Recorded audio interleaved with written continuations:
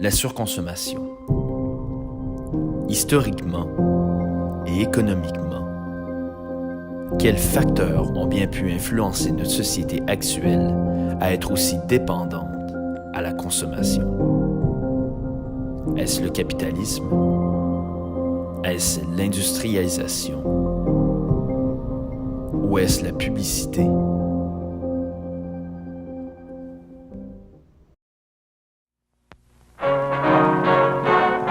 C'est un anniversaire tous les jours pour les femmes de 25 ans et plus, grâce à Loving Care, la lotion colorante. Nous croyons en vous. L'économie telle qu'on la voit présentement, depuis 40 ans, depuis le milieu des années 70, carbure à la consommation. Dans ce qu'on appelait les 30 glorieuses. Ouais. De 1945 à 1975, c'était la production qui générait la richesse, qui était le moteur de l'économie en Amérique du Nord. Depuis ce temps-là, il y a eu un balancement, un bascule vers la consommation. Et en fait, on n'a pas le choix de consommer. Mm-hmm. Si on arrête ou si on diminue de façon radicale notre consommation du jour au lendemain, notre système s'écroule. Littéralement. Donc, littéralement, parce que c'est là-dessus que c'est basé.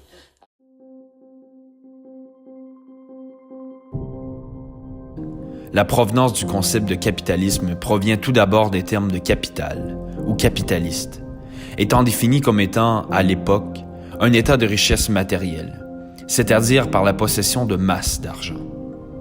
Ainsi, par la suite s'est développée une conception de société dite capitaliste, c'est-à-dire une société ou une forme économique où l'homme tire monétairement profit d'autrui dans le but d'enrichissement personnel.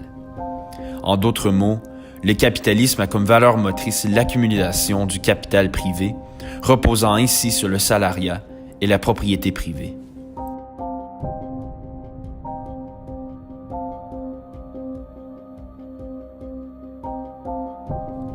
Certaines innovations menèrent aux grandes révolutions industrielles, telle la première phase aux États-Unis entre la fin du 18e siècle et sur l'ensemble du 19e siècle. Ainsi, cette augmentation du niveau de production et donc de la perte de sens aux biens produits, causée notamment par l'ère du machinisme, engendra dès lors une consommation de masse, en même temps stimulée par elle. Or, l'industrialisation marqua la fin d'une économie principalement de subsistance, mais plutôt de réel capitalisme, c'est-à-dire de production comme objectif ultime une plus grande possession d'argent et de biens. Conséquemment est apparue l'augmentation des questions du niveau de vie et du statut social par la consommation de biens anciennement essentiels tels que les aliments, le logement, les vêtements, à la consommation de biens superflus et exagérés dans le but d'accentuer la nouvelle séparation importante entre le prolétariat et la bourgeoisie.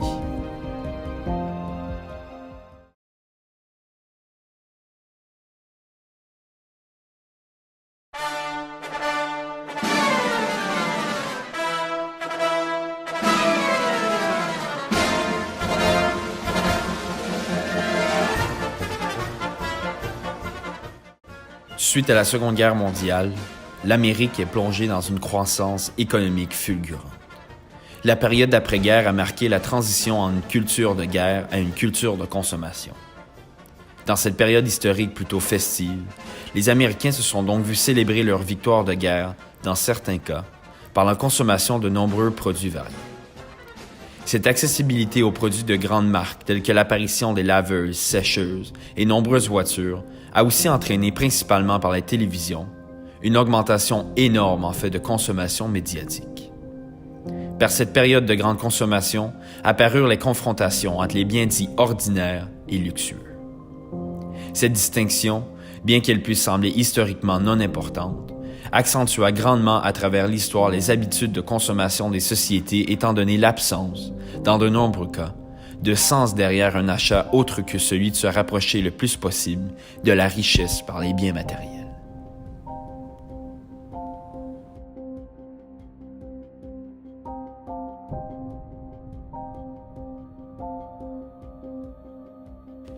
Cette poussée du capitalisme eut donc comme effet l'enrichissement individuel tel que jamais vu comme auparavant.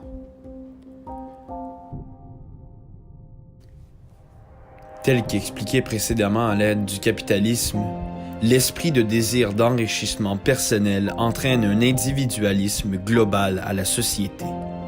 Effectivement, le capitalisme libéral, c'est-à-dire un système basé sur la production et la possession privée des riches, entraîne une sorte de rivalité entre individus dans l'atteinte finale d'une plus grande possession personnelle de biens et de capitaux. Ainsi, afin de démontrer une réussite économique et professionnelle, qu'il soit le cas réellement ou non, l'homme se verra consommer des biens matériaux à outrance afin d'atteindre cette dite réussite matérielle.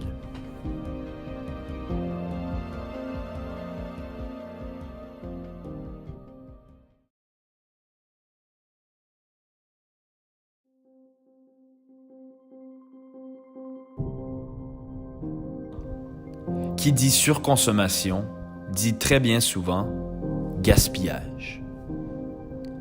La surconsommation représente un des facteurs accentuant et accélérant le réchauffement climatique. Les catastrophes naturelles se font ainsi de plus en plus nombreuses et de plus en plus importantes. Faisant abstraction à ses conséquences sur l'environnement, la surconsommation accentue également les inégalités mondiales. Vient de rendre son 3e rapport sur les inégalités. Il est accablant. Les écarts entre les plus riches et les plus pauvres ne cessent de se creuser. Absolument, on atteint actuellement de nouveaux records. Alors bien sûr, la violence de la crise a évidemment exacerbé les écarts. En moyenne, les revenus des 40% de la population qui sont en bas de l'échelle ont augmenté de 25% depuis 1985, tandis que ceux des 10% les plus riches progressaient de 51%. Vous voyez que les écarts sont colossaux. Effectivement, entre autres en raison du commerce international, c'est-à-dire les relations économiques internationales d'achat et de vente de marchandises entre pays, la consommation à outrance de certains entraîne invraisemblablement une hausse en demande de main-d'œuvre à la confection de ces biens. Le problème est ainsi le suivant.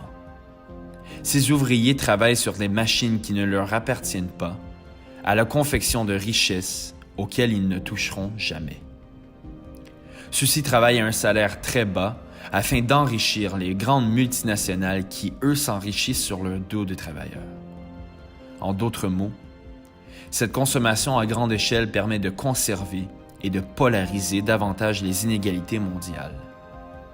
Ainsi, plusieurs ouvriers dans des pays de fabrication tels que l'Inde et la Chine se retrouvent dans la pauvreté, concept économiquement défini comme étant les personnes où le revenu ou les dépenses sont inférieures à l'équivalent d'un panier de consommation moyen.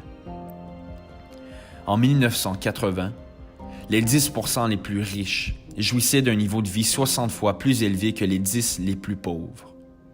Aujourd'hui, ce rapport est en moyenne de 90.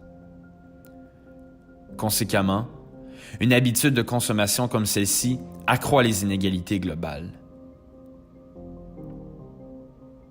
En bref, en plus de ses conséquences environnementales remarquables depuis l'industrialisation, les plus pauvres sont aussi ceux ayant à écoper de la dépendance de consommation des plus riches.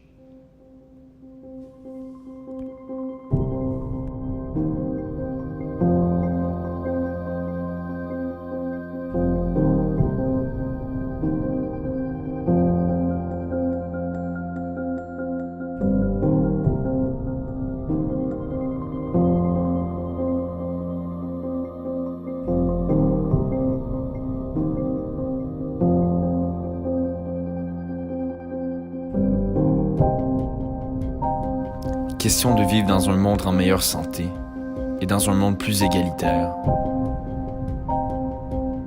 Ne serait-il pas temps de revoir nos habitudes de consommation?